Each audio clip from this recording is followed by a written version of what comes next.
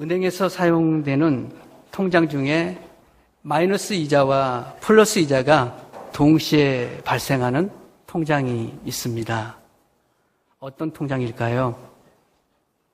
이름하여 마이너스 통장이라고 이야기합니다.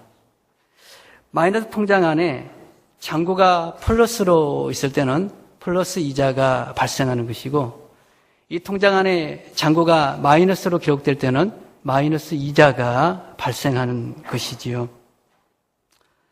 많은 한도의 금액은 아니지만 저희 가정도 마이너스 통장을 쓰고 있습니다. 혹시 우리 중에도 그런 가정이 있겠지요. 그런데 우스갯소리로 마이너스 통장을 사용 중이니 나는 마이너스 인생을 살고 있다라고 이야기했던 적이 저에게도 있습니다. 혹시 여러분 중에는 그런 일은 없으셨는지요? 마이너스 인생이란 가난한 인생, 마이너스 통장을 사용하기 때문에 그가 마이너스 인생일까요? 성경이 말하는 마이너스 인생이란 어떤 인생을 말씀하고 있는지 오늘의 말씀을 통해서 함께 상고해 보고자 합니다. 오늘 본문의 말씀은 젊은 청년들에게 찾아온 고난으로부터 시작이 됩니다. 기록된 23절 말씀을 같이 보겠습니다. 이 세 사람 사드락과 메삭과 아벳느고는 결박된 채 극렬히 타는 풀무 가운데 떨어졌더라. 여기에 세 소년이 손과 발이 결박된 채 극렬히 타오르는 풀무불에 던져져 했던 시대적 아픈 배경이 있습니다. 유다왕 요야김이 왕이 앉은 지 3년 되던 해에 바벨론 왕 느부갓네살에 의해서 나라를 빼앗기게 됩니다. 느부갓네살 왕은 전쟁에 승리한 노획물로 예루살렘 성전에 있던 그릇들과 유다 자손들을 포로로 잡아 바벨론으로 데려갑니다. 이 소년들은 흠이 없고 아름다웠으며 재주가 많고 지식과 학문에 능통하여 바벨론 언어와 바벨론 문화를 쉽게 익힐 수 있는 수재들이었던 것이지요. 성경은 이 수재들의 이름을 다니엘 1장 6절 말씀에 이렇게 기록하고 있습니다. 우리 같이 한번 펼쳐볼까요? 다니엘 1장 6절 말씀입니다. 같이 읽겠습니다.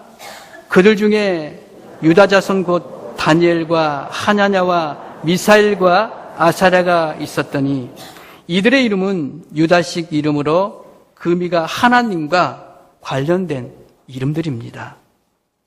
여기 보면 그들 중에라고 할 때 이 네 소년을 지칭하고 있는데요. 다니엘은 하나님이 재판하신다라는 의미의 이름을 지닌 것입니다. 그리고 하나냐는 누가 하나님과 같은가? 미사엘이라는 이름은 하나님은 은혜로우시다. 그리고 아사라는 이름은 하나님이 도우셨다라는 의미를 가지고 있는 이름입니다. 그래서 이 네 사람은 이름은 하나같이 신앙의 대상인 하나님의 이름만을 드러낸 이름들이라는 것이겠지요. 그런데 바벨론 환관장에 의해서 이들의 이름이 바벨론식으로 바뀝니다. 그 말씀이 1장 7절에 기록이 되어 있습니다.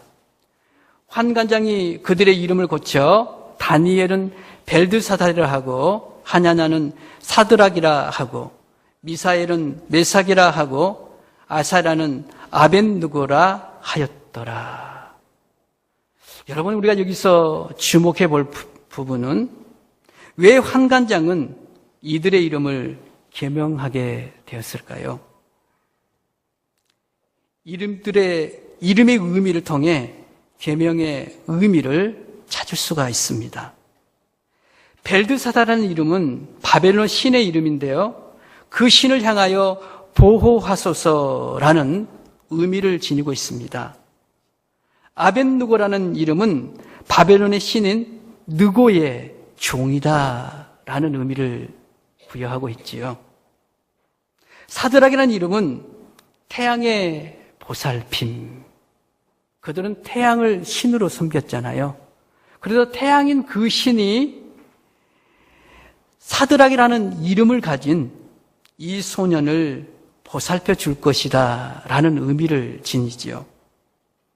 또 한 가지 이름인 메삭이라는 이름은 아쿠아 신과 같은 분이 어디 있으랴라는 뜻을 담고 있습니다.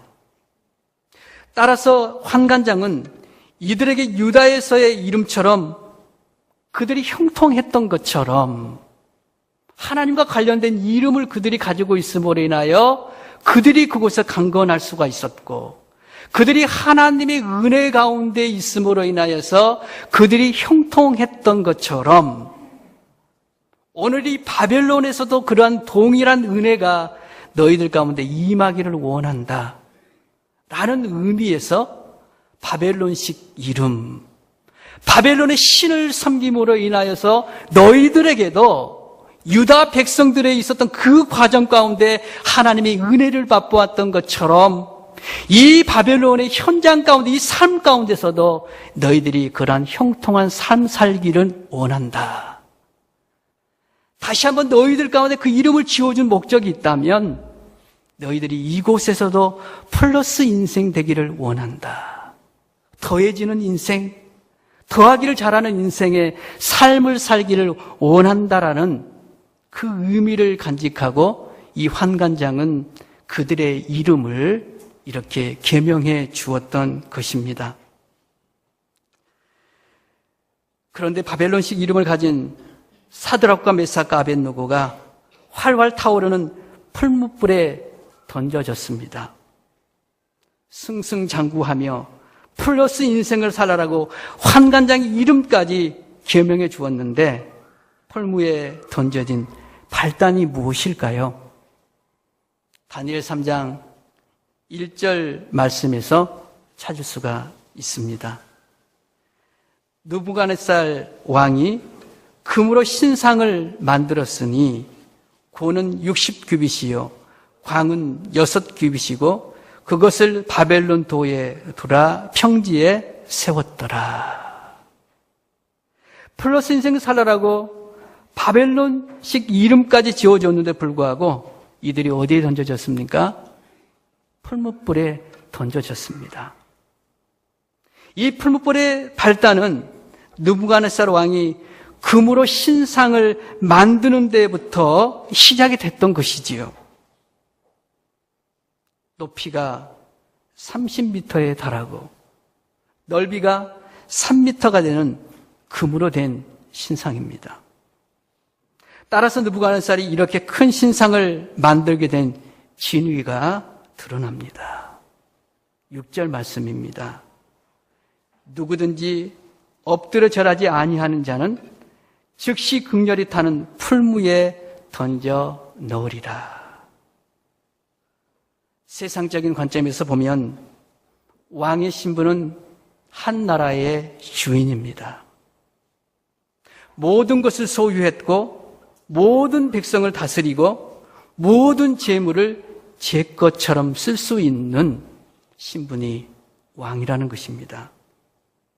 그럼에도 불구하고 느부갓네살 왕은 큰 신상을 만들어 그것에 절을 시킴으로써 하나가 더해지는 플러스된 인생이 되고자 했던 것입니다.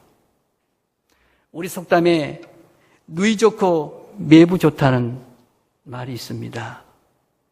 무슨 뜻을 담고 있는 속담일까요?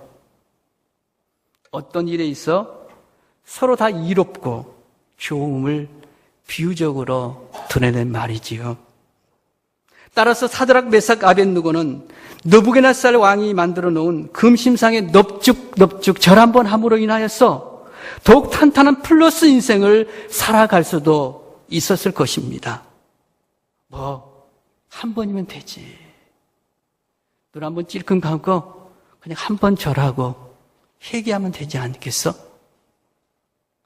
회개하고 그리고 내가 플러스 인생을 이곳서 멋지게 살아갈 거야. 그 마음 가운데 이런 유혹이 있지 않았었겠어요? 그러나 사드락 메삭 아벳느고는 그리하지 않았습니다. 다니엘 3장 17절 18절 두 절의 말씀입니다. 같이 한번 주목해 보십시다. 만일 그럴 것이면 왕이여 우리가 섬기는 우리 하나님의 우리를 극렬히 타는 풀무 가운데서 능히 건져내시겠고 왕의 손에서 건져내시리이다. 우리 같이 읽겠습니다. 그리 아니하실지라도 왕이여 우리가 왕의 신들을 섬기지도 아니하고 왕의 세우신 근심상에게도 절하지 아니할 줄을 아옵소서. 이들의 고백은 단순한 고백이 아닙니다. 자신의 생명까지도 아끼지 아니하는 절개에서 묻어난 고백이라는 것입니다.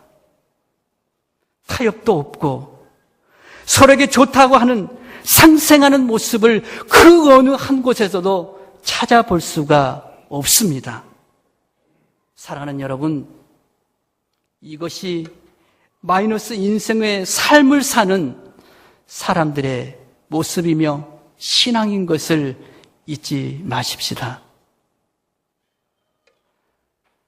같은 날 1분 사이에 태어난 딸 쌍둥이가 있습니다. 세월이 지나 3살이 되었습니다.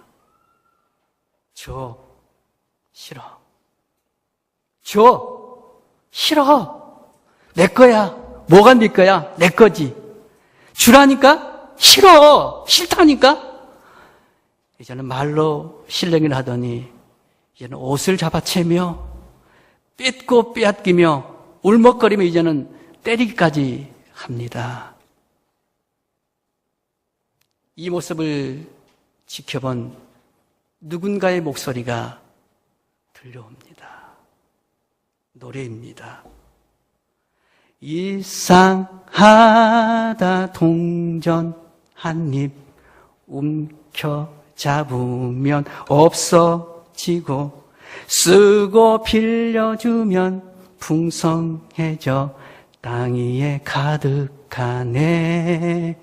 오, 물건은 참으로 나누는 것, 나누는 것, 나누는 것. 물건은 참으로 나누는 것, 더 가지지 않는 것. 우리 한번 해볼까요? 일상하다 동전 한 입 움켜 잡으면 없어지고 쓰고 빌려지면 풍성해져 땅 위에 가득하네. 오를 크게요. 오! 물건은 참으로 나누는 것, 나누는 것, 나누는 것. 물건은 참으로 나누는 것, 더 가지지 않는 것. 누구의 목소리일까요? 두 아이의 실랑이를 지켜보던 엄마의 노래소리입니다. 노래를 마친 쌍둥이 엄마는 두 아이를 앞에 앉히고 노래에 담긴 의미를 설명해 줍니다. 얘들아, 나누면 많아진단다. 자, 너희 손에 사탕이 3개씩 쥐고 있어. 그런데 이웃집에 사는 친구하고 동생이 우리 집에 놀러 왔네. 그럼 너희들이 1개씩의 사탕을 그들에게 주었어. 그럼 네 손에 사탕이 몇 개 남았지? 몇 개 남았죠, 여러분? 3개 하나씩 줬으니까 2개씩 남았잖아요. 그죠? 여러분, 그러면서 이런 말을 하는 거예요. 나누면 많아지는 법이야. 도대체 여러분 이해가 되세요? 세 개인데 하나를 줬으니 둘이 남았는데 이 어린 아이에게 엄마가 그런 말을 하는 겁니다. 나누면 많아진단다. 그러면서 이런 부연 설명을 하는 것이죠. 다음 날이 되었어. 니네 둘이 이웃집에 사는 친구 집에 놀러를 갔잖니?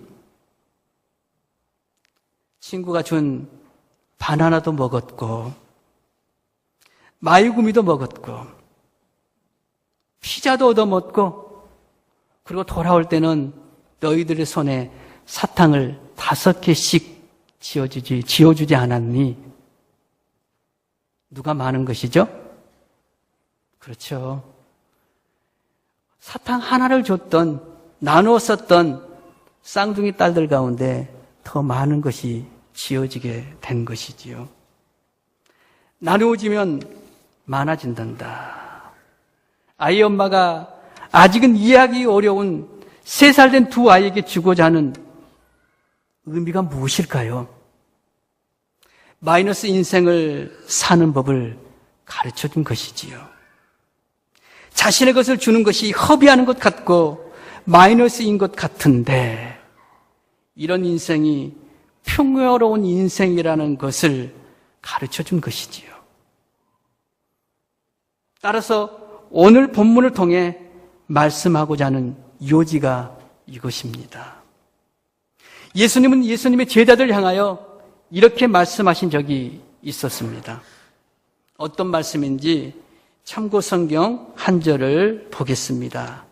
마태복음 18장 22절 말씀입니다. 우리 같이 한번 읽어보겠습니다. 예수께서 가라사대 내게 이르노니 7번씩 아니라 70번씩 7번이라도 할지니라. 제자 베드로가 예수님께 묻습니다. 예수님, 형제가 죄를 지으면 몇 번까지 용서하면 되겠습니까? 7번 용서하면 되겠습니까? 용서에 대해 묻던 베드로에게 예수님은 이렇게 말씀하십니다. 아니다. 70번씩 7번이라도 용서해야 한다. 조용히 한번 생각해 봅니다. 용서를 받는 입장보다 용서를 해야 하는 사람의 마음과 상태를 헤아려 보십시오. 용서를 하는 입장에 있는 사람은 이미 엄청난 손해를 보았던 사람입니다. 시간도 물질도 잃었을 뿐만 아니라 생명의 위협도 느꼈던 것입니다. 엄청난 지출과 막대한 손해를 보았습니다.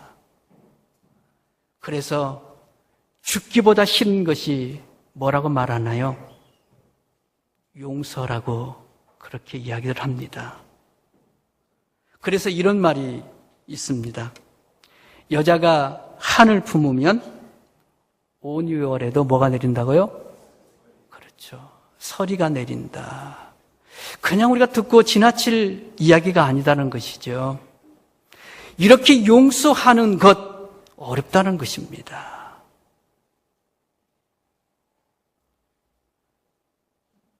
얼마나 마음이 한이 되었으면 5월과 6월 달이 된 그죠? 그 시절에 그 시각에 하늘에서 이슬이 내릴까라는 것이죠. 사실 우리 입장에서 보면 베드로가 할 수 있는 7번의 제한도 가분한 것이지요. 내게 피해를 입히고 내게 원수 같은 그 한 생명을 사랑하고 용서한다는 것이 결코 쉽지가 않기 때문입니다. 베드로의 제안을 한번 들어보십시오. 주님, 제가 형제가 죄를 지으면 7번 용서하면 되겠습니까? 여러분, 이 7번 용서하는 것이 쉬운 문제인가요? 어려운 문제인가요? 어렵지요, 당연히. 어려운 문제입니다. 근데 베드로가 이렇게 고백함에도 불구하고 우리 예수님이 하신 말씀을 한번 생각해 보십시오. 아니다. 70번씩 7번이 몇 번인가요? 490번이잖아요. 근데 문제는 490번에 한계를 두지 않는다는 거예요. 70번씩 7번이라도 그러잖아요. 7번이라도 용서를 해야 된다. 사실 우리의 입장에 보면 한 번, 두 번 용서할 수는 있습니다. 그러나 7번을 용서하기가 결코 쉽지 않다라는 것입니다. 우리 주님은 더 많은 것을 잃고 더 많은 아픔을 가져오더라도 마이너스 인생을 살라라고 말씀하는 것입니다. 왜 퍼져도 끝이 없고 왜 손해를 보아도 끝없는 용서의 삶을 살아야 하는지를 우리 예수님은 한 절의 말씀을 통하여 오늘 사는 우리 가운데 가르쳐주고 계십니다. 어떤 말씀인지 참고성 한 절 더 보겠습니다. 마태복음 16장 26절 말씀입니다. 우리 같이 한번 읽어보십시다. 사람이 만일 온 천하를 얻고도 제 목숨을 잃으면 무엇이 유익하리요? 목숨을 주고 제 목숨을 바꾸겠느냐? 사람이 무엇을 주고 제 목숨을 바꾸겠느냐? 여러분, 예수님께서 70번씩 7번이라도 용서하라는 말씀이 극히 용서에만 한정된 말씀일까요? 결코 그것이 아니다라는 것을 오늘 말씀을 통해서 드러내주고 있습니다. 예수님은 제자들에게 용서의 삶을 살라고 하는 것 자체가 돈으로 환산하면 엄청난 손해의 삶이 되는 것임을 알면서도 마이너스 인생을 살라라고 당부합니다. 왜 용서의 삶을 살아야 되는지, 왜 퍼주고 또 빌려주고 또 내게 피해를 입히는 사람을 버리지 말고 사랑해야 되는지를 오늘 이 말씀을 통하여 비밀한 것을 가르쳐 줍니다. 여러분, 그게 뭐예요? 한 생명이 천하보다 귀하다는 사실을 오늘을 사는 우리 가운데 말씀하시는 것입니다. 물질을 통해서는 우리가 세상을 살 수가 있습니다. 플러스 인생을 살다 보면 부유하게 살 수는 있습니다. 그러나 정작 예수님이 말씀하시는 용서의 삶을 모른다면, 마이너스 인생의 삶을 모른다면 그에게는 생명이 없다는 것이지요. 생명이 없는데 어떻게 생명을 낳을 수가 있겠습니까? 그렇잖아요. 플러스 인생은 단지 생명이 아닌 이 땅에 누리는 오락밖에 없다는 것이지요. 그래서 예수님이 제자들 가운데 말씀하는 것입니다. 아니다. 70번씩이라도 용서해야 된다. 이 용서의 삶은 자신을 버리는 삶이잖아요. 나의 것을 손해보는 삶이잖아요. 희생하고 퍼주고 퍼줘도, 아니 그런 나의 것을 어떻게 송두리째 삼키는 사람이 나의 원수이잖아요. 그렇지만 예수님의 또 다른 의지는 뭘까요? 그를 용서하고 또 용서하고 용서할 때에 내가 그토록 기다리는 뭐가요? 생명의 열매가 그에게 전달되지 않겠니? 베드로야, 남산의 성도들아, 오늘 내가 하고자 하는 의미를 너희들은 깨닫겠니? 라는 것이지요.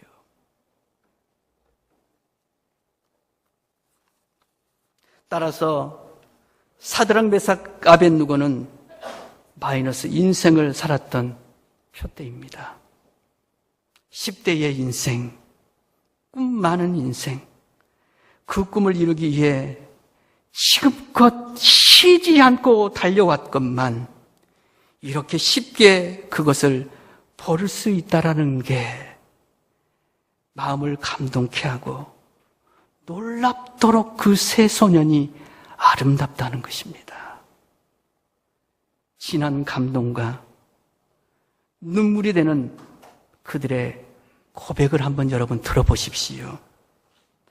다니엘 3장 18절 말씀이잖아요. 그리 아니하실지라도 왕이여 우리가 왕의 신들을 섬기지도 아니하고 왕이 세우신 금심상에게도 절하지 아니할 줄을 아옵소서. 너무나도 감동적입니다. 그리고 너무나 이 고백이 아름답습니다. 여기서 멋있고 아름답다는 말은 얼굴이 예쁘기 때문에, 그들의 풍채가 다른 사람과 다르기 때문에, 그들이 생각하는 생각의 틀 자체가 일반인과는 다르기 때문에, 아니 그들에게 속해 있는 이 지식은 그 어떤 세상들보다도 우월하기 때문에 그들이 멋지고 그들이 아름답게 느껴질까요? 결코 그것이 아니다라는 거예요. 진정한 멋스러움과 진정한 아름다움은 외모에서 드러나는 것도 아니고, 그의 지식 가운데 드러나는 것도 아니고, 그가 쌓아놓은 탑을 통해서 이루어진 것이 아니라 고백에 있다라는 것이지요. 그리 아니하실지라도, 이거잖아요.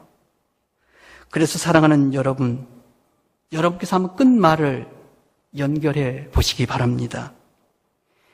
이 풀무불 속에서 우리를 건져내신 하나님의 능력을 우리는 믿습니다.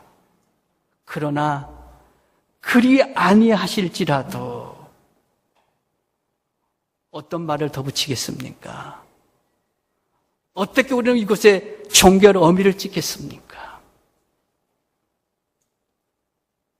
당신이 우리를 저 뜨거운 풀무불에 던질지라도 하나님은 우리를 구원하실 것입니다. 그러나 그리 아니하실지라도 우리는 누구를요? 그 하나님만을 경외합니다. 사랑하는 여러분, 이 무서운 질병에서 나를 치료해 주시고 회복해 주시는 그 하나님을 나는 믿습니다. 그러나 그리 아니하실지라도 나는 어떻게 할까요? 나는 그 하나님이 나의 질병을 치료해 줄 줄로 믿습니다. 그러나 그렇게 아니 될지라도 나는 주님 당신을 사랑합니다. 주님 당신을 경외하며 숭배하며 찬양합니다. 이것이 오늘 누구의 고백이나요? 어리고 어린, 그렇잖아요. 어리고 어린 10대 소년들의 고백이라는 거예요. 우리 권사님들의 고백이 아니고 우리 성도님들의 고백이 아니라 철없이 지내고 있는 우리 청소년의 삶을 살아가는 우리의 자녀들의 나이의 고백이라는 거예요, 여러분. 그래서 감동이 되는 것이고, 그래서 우리가 마음에 우러나는 그 심령 가운데 참 멋진 인생이다, 너무나도 멋있다, 너무나도 행복한 너희들은 주님을 만났구나, 이거 아니겠어요? 그래서 저와 여러분 가운데도 주님, 이 시험과 환난 가운데서 건져주실 분은 오직 하나님 당신뿐입니다. 그러나 그리 아니하실지라도 당신은 영원한 나의 구원자가 되신 하나님이십니다. 하나님, 이 질병 가운데 나를 치료해 주시는 그 하나님을 믿습니다. 그러나 그리 아니하실지라도 나는 그 하나님만을 예배하기로 확정하며 작정합니다. 이것이 오늘 마이너스 인생의 삶을 통해서 드러나는 고백이라는 그런 사실입니다. 그럴 때 하나님의 일하심을 보게 됩니다. 오늘의 본문 24절 말씀입니다. 때에 느부갓네살 왕이 놀라 급히 일어나서 모사들에게 물어 가로되 우리가 결박하여 불 가운데 던져지는 자는 세 사람이 아니었느냐. 그들이 왕에게 대답하여 가로되 왕이여 옳소이다. 도대체 무슨 일이 일어났길래 왕이 급히 놀라며 왕의 신하들이 이것에 동조하는 것일까요? 25절 말씀입니다. 왕이 또 말하여 가로되 내가 보니 결박되지 아니하는 네 사람이 불 가운데로 다니는데 상하지도 아니하였고 그 넷째의 모양은 신들의 아들과 같도다. 왕이라 할지라도 어찌 이 상황 가운데 급히 일어나지 않겠으며 어찌 놀라지 아니할 수 있겠습니까? 당연한 것이겠지요. 손과 발을 결박하여 활활 타오르는 풀불에 던져졌는데 그 불덩이 속에서 걸어 다니고 있는 그들의 모습을 봅니다. 3명을 넣었는데 어떻게 4사람이 되어서 그곳을 산보하듯이 걷고 있을 수 있겠습니까? 그래서 놀라고 또 놀라는 것입니다. 더욱 놀라운 것은 27절의 말씀을 통해서 경험케 합니다.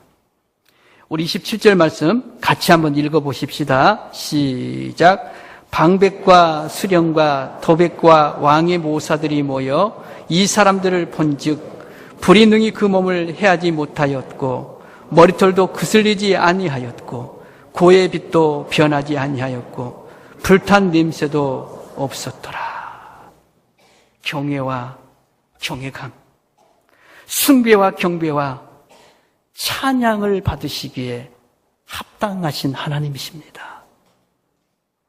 이것이 마이너스 인생을 살기로 작정하여 그리 아니하실지라도 고백하는 그 하나님만을 고백하며 인정했던 사드락, 메삭, 아벳노에게 임했던 하나님의 은혜의 선물입니다. 여러분, 인생들 가운데 완전 범죄는 없습니다. 그런데 하나님만이 할 수 있다는 게 놀랍잖아요. 사실은 느부갓네살 왕은 범죄하는 왕이잖아요. 이 세 소년을 그 불덩이에 던져버리잖아요. 뭐라는 거예요? 죽으라는 거죠. 근데 놀라운 한 가지 사실은 하나님은 그들 가운데 머리털 하나 그슬리지 않고 그 뜨거운 불덩이에 넣었지만 옷에서도 뭐가 냄새가 안 난다고요? 불냄새가 안 난다는 거예요. 불냄새가. 어떻게 이런 일들이 일어날 수 있느냐라는 거죠. 그렇잖아요. 그러나 하나님은 하신다는 겁니다. 플러스 인생들 가운데는 절대로 이 일에 대해서 경험할 수가 없습니다. 왜 그럴까요? 그들에게는 물질이 자신의 주인이고 명예가 주인이고 삶의 오락 자체가 자신들의 주인인데 어찌 이 일을 경험할 수가 있겠습니까? 그러나 죽음은 죽더라도 나는 오직 하나님만을 신앙하며 그 하나님만을 예배하겠다라고 작정한 이 세 소년에게는 이 하나님의 일하심을 경험했고 목도했다라는 그런 사실입니다. 마이너스 인생을 사십시오라고 할 때 이 말은 역설입니다. 세상은 마이너스 인생을 찾는 것이 아니라 플러스 인생을 찾기 때문입니다. 세상은 저축하여 부자 되기를 원하지 그것을 풀어서 가난한 사람이 되라라고 말하지 않기 때문입니다. 마이너스 인생이란 도대체 어떤 인생일까요? 가난하여 마이너스 통장을 쓰는 사람이 마이너스 인생일까요?